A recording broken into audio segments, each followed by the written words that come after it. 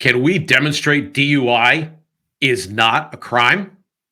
But you have access to a spirit, a strength that enlarges and empowers you. Even better, you don't need to wait for the next big movement. You can heal the world. It's time for governance by grace. Welcome to Gracearchy with Jim Babka.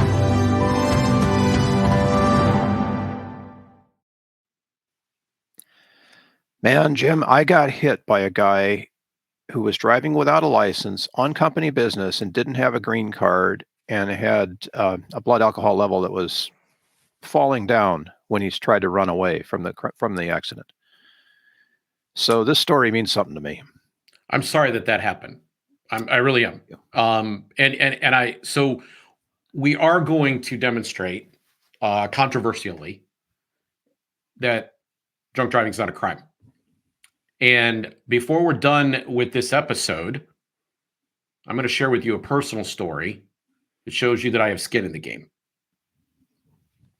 But before I get to that, let's just talk about this issue. We're provoked to do this, and we'll get into the details in a moment, because Reason has this headline: will cutting the blood alcohol limit to 0.05 really make our roads safer? I think it's what, 0.08 now? 0.08, 0.08 to point. I think it was originally 0.10 or 0.1, right? 0.1. Yeah. So I don't know. They are talking about moving it down and whether or not that'll make things safer. And most discussions about the way things should work in this country are done on what's called a pragmatic policy basis. We have studies and research, and we compare one place to another, and we see what the differences between policies are. And then we try to design the ideal policy. And I'm not a big fan of this. As you know, this show's sponsored by the Zero Aggression Project. We believe in the zero aggression principle. So I tend to come at things, zeroaggressionproject.org, by the way. I tend to come at things more from a principle basis. And I tend to think more heuristically. Now, in the end, I believe that doing the right thing leads to the best result. Notice I didn't say the right result. I don't know if right is ever actually possible. Like, there's no perfection that's possible in these matters. Right. We're doing our best, right? We're doing our best, right? We're trying to get the best outcome. And the best outcome, I believe, is obtained by taking into account all the factors and by following principles. Okay? Sure. So I think it's a big deal to suggest that drunk driving is not a crime. I think it's a controversial statement, obviously, but I think to make the suggestion is also a big deal, because we tend to think, okay, well, they're doing something really, really dangerous and putting other people in danger. So how can that not be a crime? So can we just discuss what a crime is for a moment? Sure, yeah, because this is something that, I have a tough time with this one. Okay, I do too, and we're going to get to my story. You're going to find out. I got skin in the game here, but where I'm at right now is crime means that there was a victim. You can identify the victim. That victim is owed damages. Okay, if those two things are not present, you don't have a crime. So I have to separate in my mind now. So I've got the drunk driver who has a collision. But we haven't got to the collision yet. Right. But all they're doing is driving. That's a separate issue from what you just want to say. Someone is able to drive safely while intoxicated. If they don't hit anything, they don't have any accidents. So every time you get on the road, as George Carlin would say, the objective is that your big metal thing doesn't change the shape of any of the other big metal things on the road. Right? That's the goal. Like, sure. You maneuver through all of it, and every driver takes some degree of chance. You make a left-hand turn. Left-hand turns are actually potentially very dangerous. Like, if we said, in fact, I would hazard a guess that if we compare the number of left-hand turn accidents to the number of drunk driving accidents, we would probably find that the left-hand turn accidents are every bit as dangerous. Right? Somebody goes speeding through an intersection, right? Okay, so we're all trying to get from one place to another, and we hope when we arrive that none of us have, I don't understand road rage anymore. I've talked about this before. Road rage means that you've lost your temper about something that didn't happen in many cases. Like if somebody, I don't want to meet the other people I'm driving down the freeway with. I don't want to know their names. I don't want to know their live. I don't want to have any relationship with any of those other people. I want to get from one place to the other. I have an objective that I'm trying to travel and get there. I am not looking to make social connections on the freeway. Okay? Or on the highways or even on side roads. I'm just not looking for that. I'm driving because I want to get someplace. Okay. So crime requires an identifiable victim, and we can actually remedy some portion of their victimization through compensation. Those are the criteria that we have for a crime. No victim, no crime. So if somebody's maneuvering, they're driving kind of, they haven't actually committed a crime. Now you say, wait a minute. What about the fact that the law says that? Well, I'm suggesting to you that people make laws all the time for things that are not crimes. And that is why our state is so big and so onerous and so expensive and so inefficient and so bloated and so capricious and so corrupt, because people think that they can make anything that they want a law. But true law, dealing with crime, deals with a victim. So if you're not a victim, you can't claim to be a victim of somebody who's driving drunk. Even if you're on the same road with them, if they didn't hit you, you're not the victim. Ergo, no crime was committed against you. I'm with you on this. I understand now. Okay. It might be splitting hairs, but if you're listening to this, split them with me. Split them with us, and let's see where the conversation goes. But you go ahead and split them with me. Where can we split the hairs? Well, on this one, I don't think that it's not really hair splitting to say that until there's a victim, there's no crime. Okay, that's a pretty blanket statement to say. And there's a lot of people who are going to go, no. So let's continue down this road and make the point. Let's do one of those. Okay. So one of the things that I did not say just now is that there wouldn't potentially be a role for people that we presently call law enforcement. Highway patrol might be a better term, right? For patrol officers who are policing the streets to take a vehicle off the road and a driver and put them in a tank until they're cleaned up, until they're sober again. Yeah, that would be like along the whole reckless driving sort of laws that exist. Okay, so I don't watch a lot of episodes of it, but Andy Griffith, to me, is the model for what a sheriff should be, right? So Andy had I don't even remember the town drunk's name. What was the drunk's name? I can't remember either. I love that show. So they would put him in the tank, and they would just wait for him to get, a bit more sober. To dry out, right? Yeah, dry out. And then they would let him out. But Andy didn't charge him with a crime. Andy just took him off the streets until he was no longer a danger to others and, let me just say, to himself. Yeah. Public safety. And then as soon as the safety issue was resolved, meaning the person now had control of their faculties, he'd say, hey, try to avoid coming back here again. And he let him back out. So I do believe that if somebody is driving in a way that's reckless and dangerous, if they are of a certain blood alcohol content, you can say, you're done driving for today. You're not going to be driving anymore. We've pulled you over. We're towing your car at your own expense. And we may actually be taking you in until you clean up. We want to make sure you're off the streets. Okay, you can do that. I'm with you. But now to go and say, okay, we're going to take you to court. We're going to take these other steps. I don't believe that's within the state's purview. Okay, this is clear to me, or clearer to me now. Okay. That doesn't mean that I don't believe that. Well, let me say up front, I don't drink. Like I'm not opposed to drinking. I might have a little sip of something during a toast at a wedding, at a holiday family gathering. I might have a single drink. But I've never been drunk in my life. I've never been high on marijuana or heroin or cocaine or any of the other stuff that people consume recreational and party wise.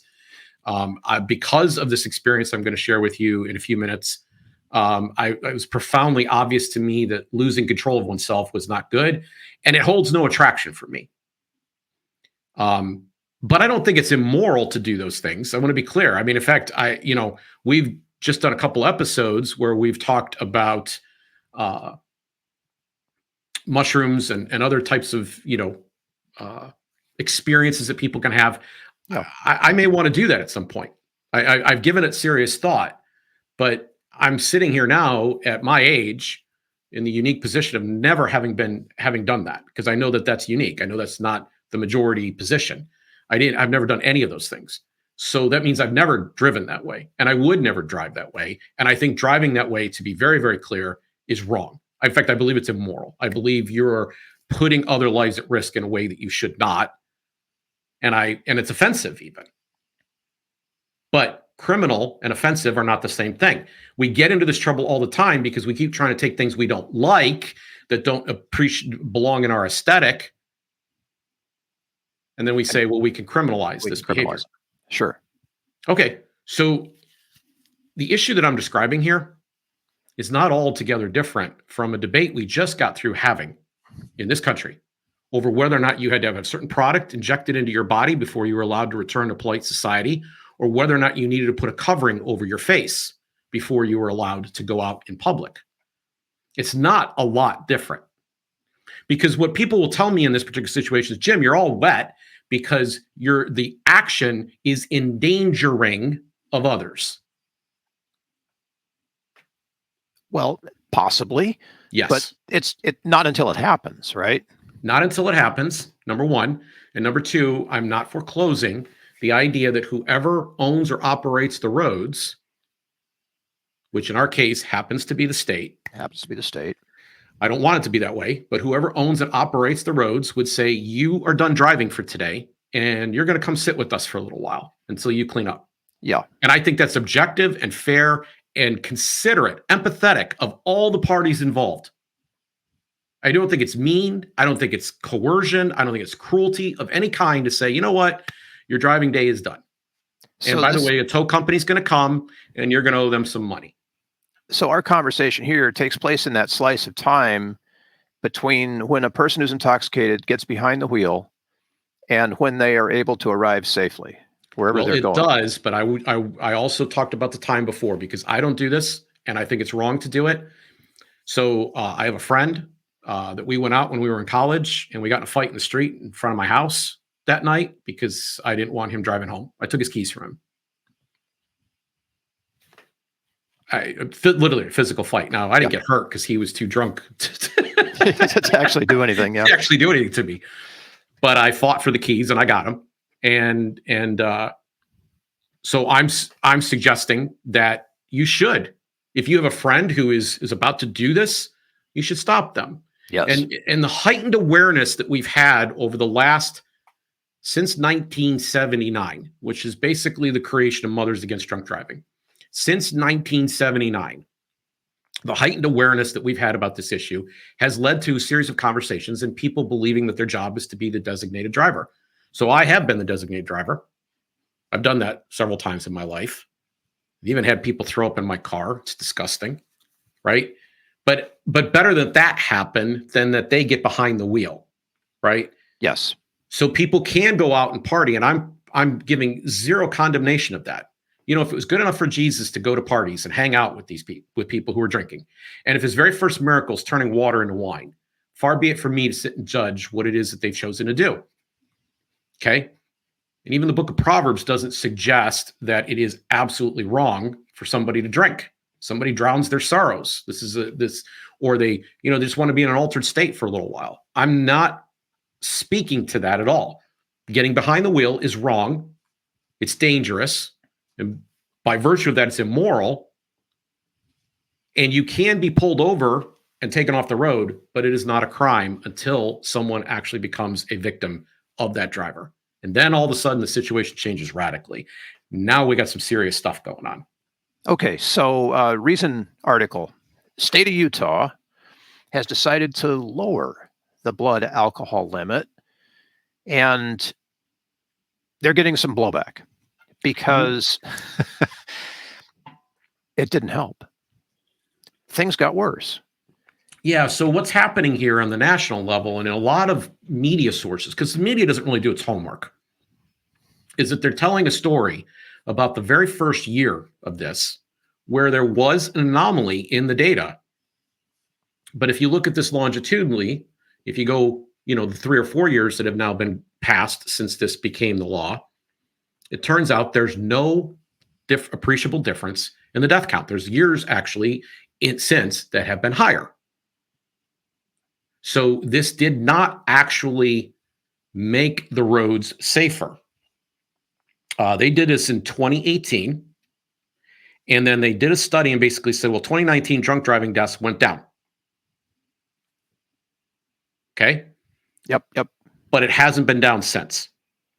So let me see if I can find the first dip here.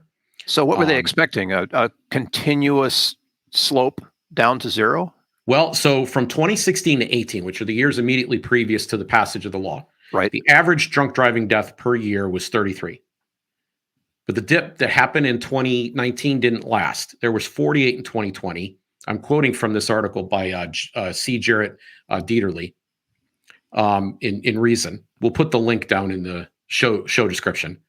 48 in 2020, 61 in 21, and 22. Had a record 69.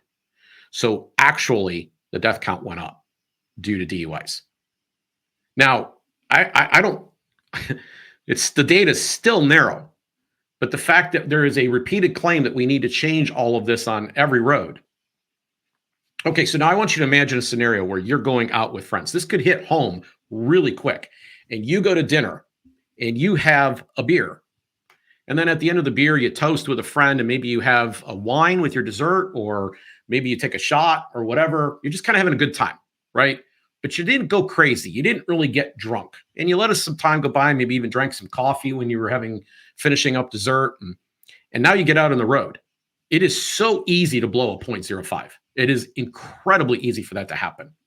And so people who are not drunk, who maybe had one drink with dinner, in some cases may find themselves in a situation. And you say, well, you shouldn't have had the drink if you were going to drive. But come on, we're all adults here.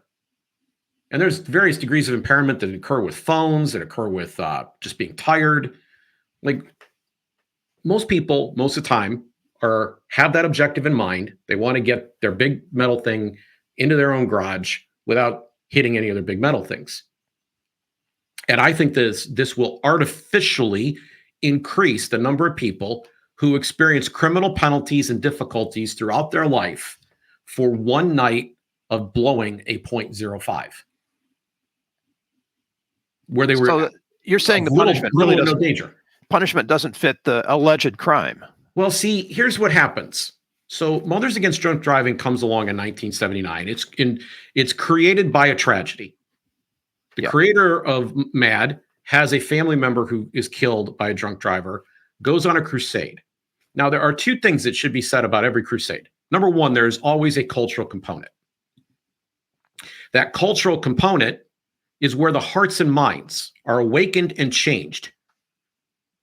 And being a voluntarist, I believe in this. Like, I steadfastly believe in this.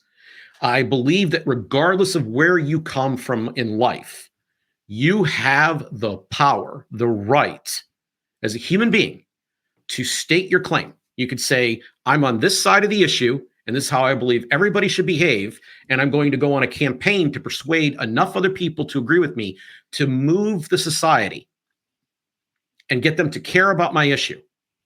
And I don't care whether you're progressive or conservative, you have that right. Your value system, you have every right to express it.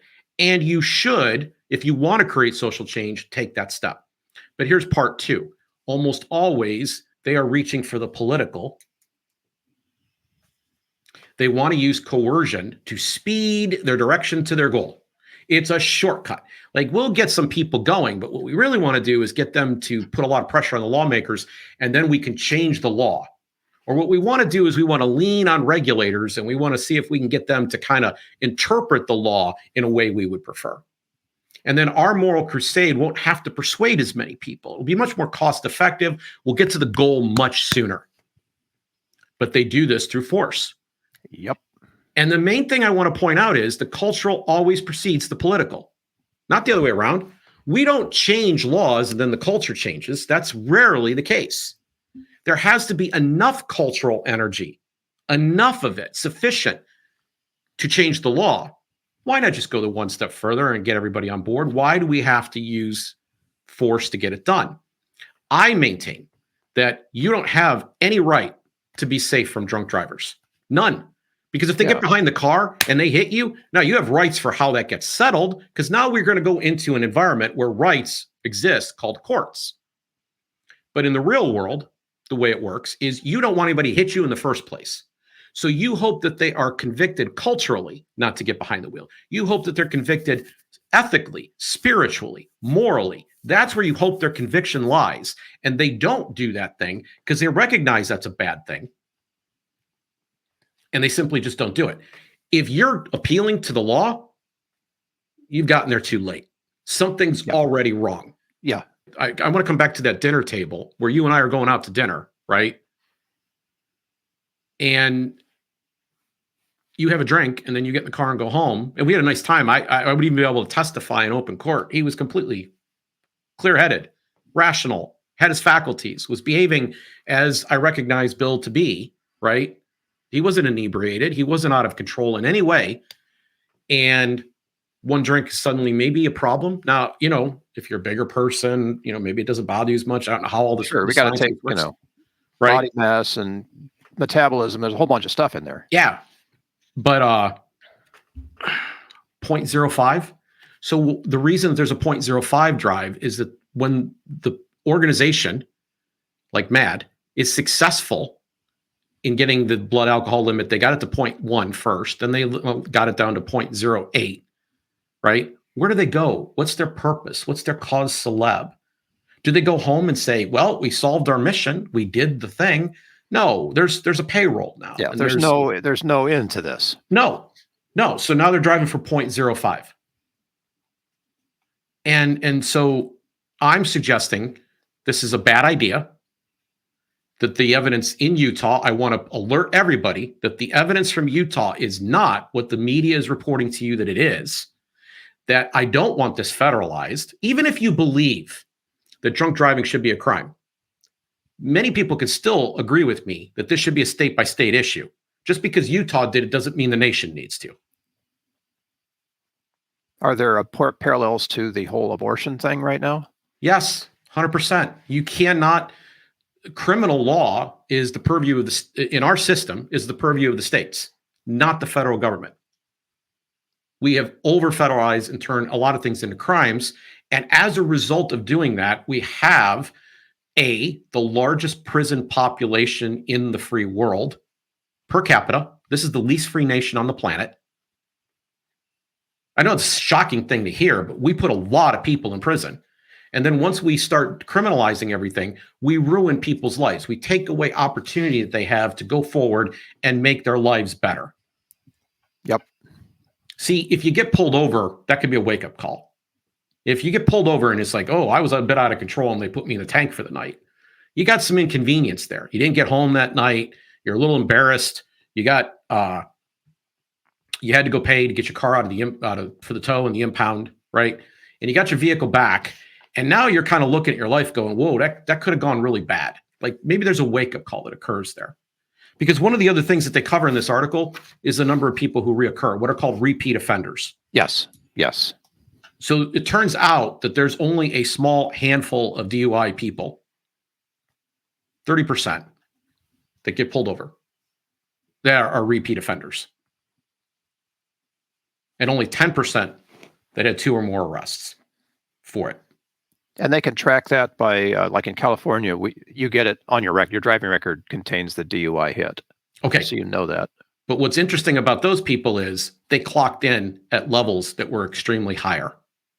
Like tons higher, not like 0.06, but like 3 times higher. Yeah. Than this new proposed limit. Yeah. So what you are going to do is not get the casual dinner drinker is not the criminal element who is going to be causing the massive problem. But M.A.D. can't stop. They can't stop because their organizational survival depends on continuing to push the ball forward. Yeah, I see what you're saying. Okay. And they're pushing the wrong way, though. They could be educating. Instead, they're just pushing for more and more coercion. Yes. And I'm saying, listen, don't believe the headlines, number one, because they're not giving you the full statistical picture. They're leaving out significant data because if we picked the most recent year, it turns out, in fact, 2 of the 3 most recent years, it turns out that the number is significantly higher. So it hasn't, if you wanted to just pick one year, you could argue it hasn't worked at all. It's had the reverse effect. Yeah. I'm not arguing that. I don't believe that this is how you make policy. I have a moral position that I took. It's a logically consistent position. And this is how I work through issues.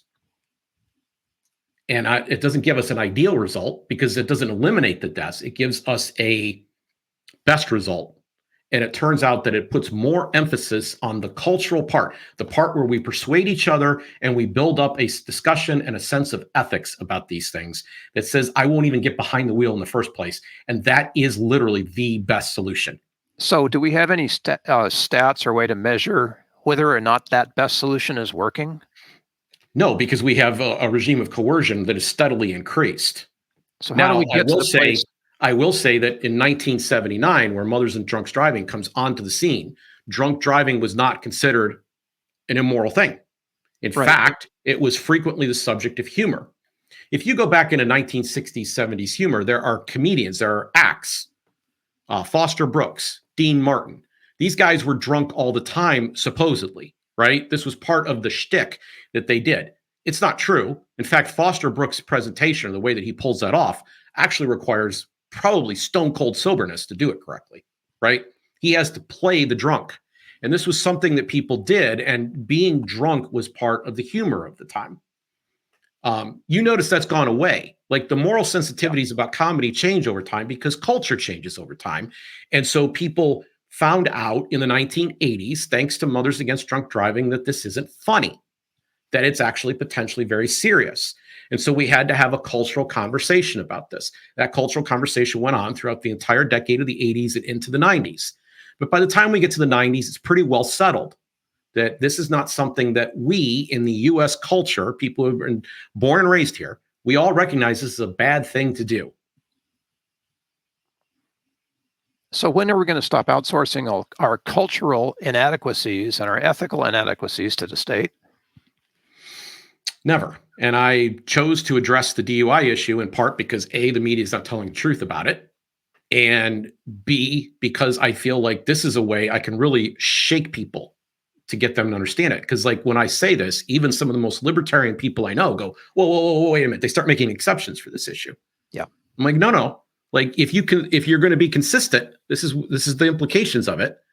And you notice, again, I'm at pains to say, I didn't say we can't take them off the road for the night. I didn't say that what they did was right or just, or that I'm very clear about my level of participation in it. But I want to close with a personal story. And I want to illustrate just how close to home this hits me. So 1979 is the founding of Mothers Against Drunk Driving.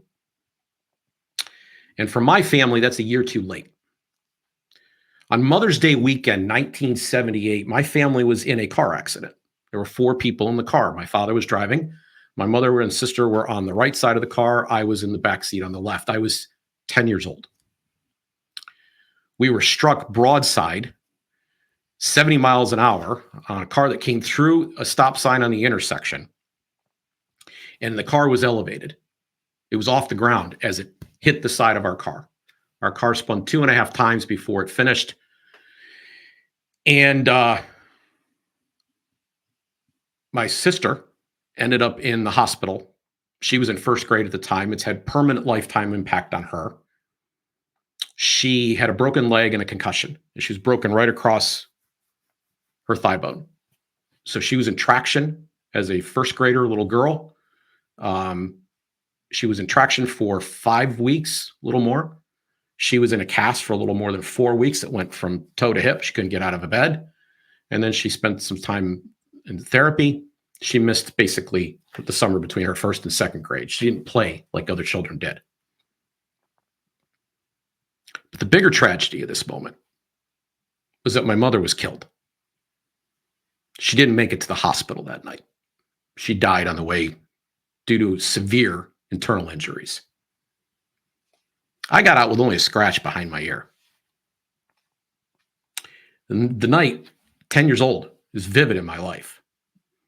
I could spend the next hour plus telling you stories from that night with a level of precision that is clear. I still live this. And you miss your mother when she's not there for your marriage, to see your children, to see how they turned out, to see how you turned out, that you turned out okay. That's how personal this issue is to me. Now, the day that this happened, the young man who struck me, Bill, or struck our family, was 16 years old, and he was leaving a party. So legally, no law would have stopped this from happening. He shouldn't have been drinking in the first place. But it's worse than that.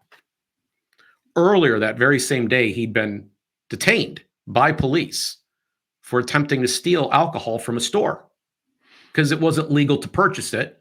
He was attempting to steal it. Yeah. And they let him go because his mother pleaded with the police. He's a good boy. It's a mistake. He's only 16. And the cops let him out. If the cops had held him, my mother would still be alive, or she would have been alive past that point. She'd be in her 80s now. I don't know if she'd be here yet, but she would have survived that Mother's Day weekend. We wouldn't have had that event. And I want to put a postscript on this story. The young man who hit us, his name was Jeff. Jeff was 16, charged with aggravated vehicular homicide. Because yes, he committed a crime. Jeff went to juvenile detention and spent the rest of his minor years there. And he was released, I think, when he was 19 years old. Now, I'm young enough then that I don't have all the precise details about that. That's not part of my life and memory. That's just basically a historical awareness. But several years ago, just a handful actually, maybe 5, I went looking to find out what happened to Jeff. And it turned out that Jeff died. Now, I'm 10, he's 16. There's only 6 years worth of difference. So you can start to do the math. Jeff died in his 50s. And from what little I could pick up about him historically, because he had kids, his life was difficult. His life was hard. I suspect that the level of guilt and anguish that he felt over what happened that night was overwhelming to him. Now, I didn't always have the attitude that I've got here today. When I was 19 years old and in college, one of the jobs that I had was working with painters. I learned how to paint, and I was working with men in the trade. And we were on a job in downtown Cleveland, and a guy named Jeff arrived on the job. And Jeff began having a conversation with a guy, another friend of mine, a guy that I stayed friends with till he passed away, named Pat. And detail by detail, I began to decipher that this might be the man that drove that car. Now, I'm 19 years old at the time, and the way I'd been raised, vengeance, I'm thinking a little bit of like, I wanted to beat him. I wanted to take a poll. And so I asked Pat to go in and confirm, is this that guy? I gave him the first and last name, described what year he would have likely graduated from high school, what school he went to. Because school had already come up. That's part of how I knew it. And I'm persuaded that it was him because Pat came back in for my benefit and lied to me. As a friend, he lied to me because he realized how upset I was. And I never saw Jeff again. I didn't even see Jeff that day. Jeff left the building and never came back to the job. So I believe I met him. And I was in a complete rage at the time. I wasn't practicing the grace that you're seeing right now. There was no forgiveness in play. This is an event that only occurred for me 9 years previous. And I was really outraged. Understandably. I suspect Jeff paid a huge price for what happened. I know my sister did. I know it's been tough in a lot of ways. And I feel a strong sense of loss. So when someone comes along and wants to tell me the story about, well, I lost a family member or whatever, you can't top my story. I'm sorry. You can't, because this is my mother we're talking about, and I'm 10. It's freaking Mother's Day weekend, for crying out loud. We didn't go to church that Sunday. I remember my dad looking at me with tears in his eyes asking if I wanted to go. Nope. And Mother's Day was the hardest Sunday to go to church when I was a church attender, because they always made a big deal about the mothers, as they should. Sitting through it, couldn't do it. They would do this poem at one of the church I went every single year. And after like 2 years of this, I'm like, no way I'm going back. Called I Love You Forever. So I'm sitting here to say, I chose the issue that goes right into the teeth. It's one of the most difficult issues for someone to apply forgiveness and grace. It's one of the most difficult issues to recognize the state should not be involved at the level that it is. And I'm speaking to you from the heart and saying it is possible that we could have a better place if we relied on trying to persuade people of what is right. In fact, if we exercised that cultural muscle and learned how to have real conversations about what is good, absent the coercion, it would even be possible that these conversations could be had in socially acceptable tones. It's the fact that people are trying to impose their values on others that reduces the social harmony, which is predicted by a principle called the principle of human respect, that anytime we use coercion and force to get things done, we use violence, threats of violence to get things done, which is what jail and criminalization is. We reduce the happiness, harmony, and prosperity. That harmony declines. And I am speaking out. I'm choosing the toughest issue to do it with. And I'm doing it from a place where I've experienced the pain of getting it wrong. So let's focus on how we can win people's hearts so that they would never, ever want to get behind the wheel when they're not in a good state.